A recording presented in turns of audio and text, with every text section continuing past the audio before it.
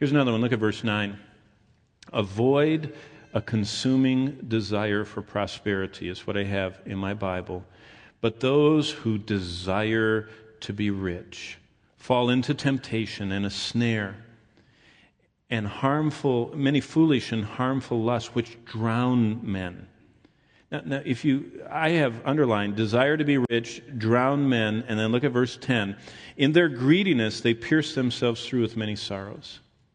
And you know what I wrote next to that in the margin of my Bible? Avoid a consuming desire for prosperity. You know what? Paul was opposed to the modern health, wealth, and prosperity movement.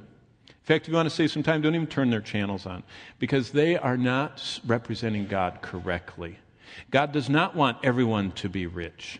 In fact, the Puritans well put it. They said, for every 99 people that can endure suffering, only one out of 100 can endure prosperity without getting infected with a consuming desire for more.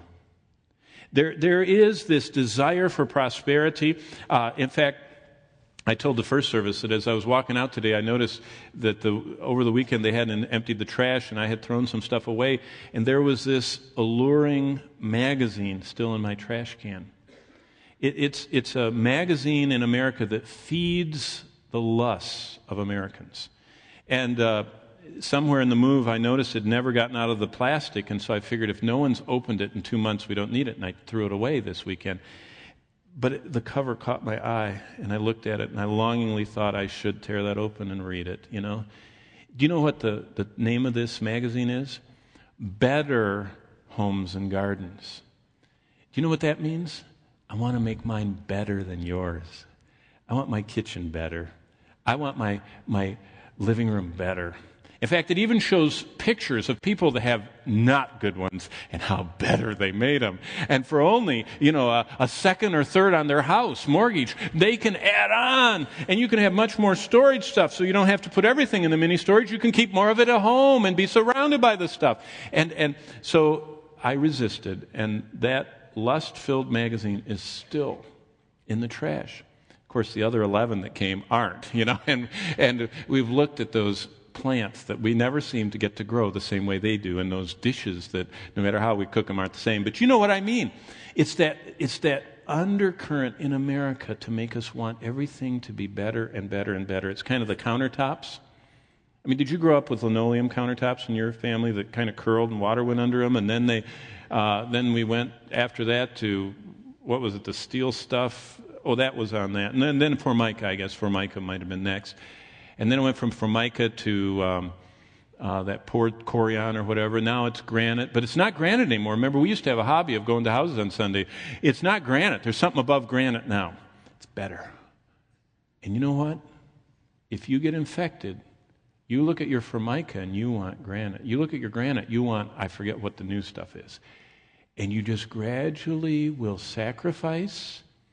And what you tell people is, well, we're sorry, no, we can't do it because we have to remodel our kitchen, Amazing. And there's nothing wrong with remodeling. And I know you can't sell a house if you don't have indoor plumbing and stuff. So just keep remodeling.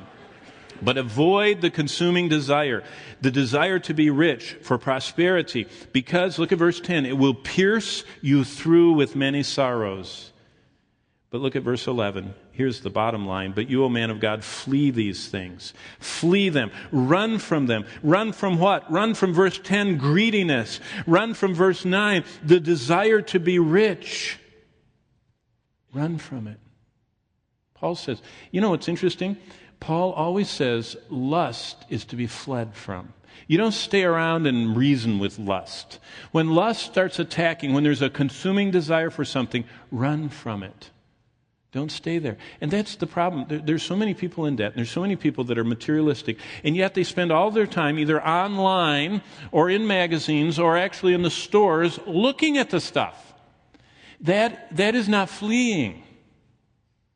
That's leading yourself into temptation. He says, flee materialism. That's what I have written right next to verse 11. The fourth key in a theology of possessions is, verse 11, flee materialism. Whatever incites materialism in your life, flee from it. When I was in Tulsa, we had two campaigns. One was we wanted to support a church in the north of Tulsa. Tulsa is a really racially divided city. North of Admiral is all black, south of Admiral is all white. The further south you go, the richer you are, and the further up the hills. And it's just a real clear-cut demographics. And Tulsa was the most racially divided. They had the lynchings and all that stuff in the 20s, and it's still kind of there. And so our church wanted to plant a church in North Tulsa because they didn't have any resources. And so we challenged the people, how are we going to get that money to do that? And so the elders proposed, why don't we do this? Instead of, starting this huge capital campaign and budget and everything, why don't we do something simple? So we proposed that everyone pick something in their life, something little that was something they enjoyed that they could quit and fast from. And we suggested things like, just buy Speedway coffee instead of Starbucks coffee. There you save $2 every time. Or just stay home and don't eat anything instead of getting pizza from, I forget that really nice one over there on Romance and Jets, I think it's called. Instead of getting one of those, just eat nothing and you could save $20. And so we just proposed some little things. We didn't make rules. We just said, here are little things you could do. Did you know that the congregation decided to do that for a year? We put this little receptacle in the lobby where they could just throw the kids, if they didn't eat candy, they could put their change in there, and the dads, if they didn't, buy that expensive deer urine this year, that they could put their money in, or whatever. And did you know we raised $100,000 without batting an eye? When people make little tiny fasting from stuff. And we did the same thing to support Iraqi missionaries. We decided we wanted to send out a missionary to Iraq, and several of them, and we needed $60,000. I said, how about all those magazines you guys never read and you throw away? Why don't you just cancel your subscriptions and give that money and did you know we got $60,000 for that missionary, just like that? Because there's so much that we spend. We're so materialistic.